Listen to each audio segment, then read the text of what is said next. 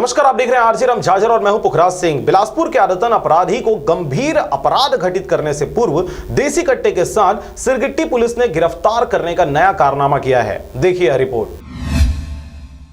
मामले का संक्षिप्त विवरण इस प्रकार है कि थाना सिरगिट्टी पुलिस को आरोपी संदीप दुबे द्वारा यदुनंदन नगर क्षेत्र में लोगों को कट्टा दिखाकर डरा धमका रहा था। इसके साथ ही वह गुंडागर्दी करते मारपीट करने में उतारू था। इसकी सूचना प्राप्त होने पर वरिष्ठ अधिकारियों को अवगत कराकर पुलिस द्वारा तत्काल कार्रवाई करते हुए आरोपी संदीप दुबे को हिरासत में लिया गया। इसके साथ ही उसके कब्जे से देसी कट्टा बरामद कर थाना लाया गया। पूछताछ के दौरान ही थाना सिरगिट्टी में प्रार्थी दीपक यादव पिता छन्नू यादव उम्र 22 वर्ष निवासी तिफरा दिनांक 14/11/2020 को यादव मोहल्ला के राम मंदिर में जहां मोहल्ले वाले भजन कीर्तन करते थे, इस समय करीबन 11 बजे हुए उस मंदिर के पास संदीप दुबे आया और मंदिर में जल रही दिया को लात से मारकर गिरा दिया। तभी प्रार्थी और मोहल्ले वाले ऐसा करने से उसे मना किए तो संदीप दुबे प्रार्थी और मोहल्ले वालों के साथ मां बहन की गालियां देते हुए जान से मारने की धमकी देने लगा।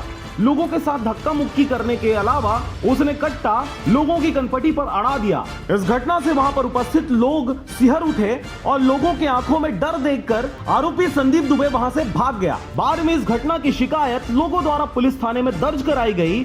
तदुपरांत थाना सिरगिट्टी में रिपोर्ट दर्ज होने के बाद अपराध कायम कर विवेचना में लिया गया। पूर्व से अभिरक्षा में लिए गए आरोपी से विस्तार पूर्वक पूछताछ किया गया। कुछ माह पूर्व जब्त किए गए एक देसी कट्टे को एक बिहारी ड्राइवर से लिया जाना बताया गया, जिसका कीमत उसने 3000 रुपए बताया। और फिर महमाया तालाब के पास जहां से आरोपी को हिरासत में लिया गया था, उसी तालाब में 2 नग जिंदा कारतूस को फेंकने की बातें बताई, जिसे गोताखोरों की मदद से तलाशने की कोशिश की गई, परंतु बरामद ना हो सका। आरोपी के फोन नंबर और कॉल डिटेल के आधार पर मामले में अन्य संलिप्त आरोपियों की पतासाजी की जा रही है। प्रकरण में अन्य आरोपियों की संलिप्तता जांच के पश्चात ही पुलिस द्वारा उजागर होने की संभावना जताई जा रही है। बिलासपुर से मनहर बंजारे के साथ अमित पाटले की रिपोर्ट, आरजे राम झाझर।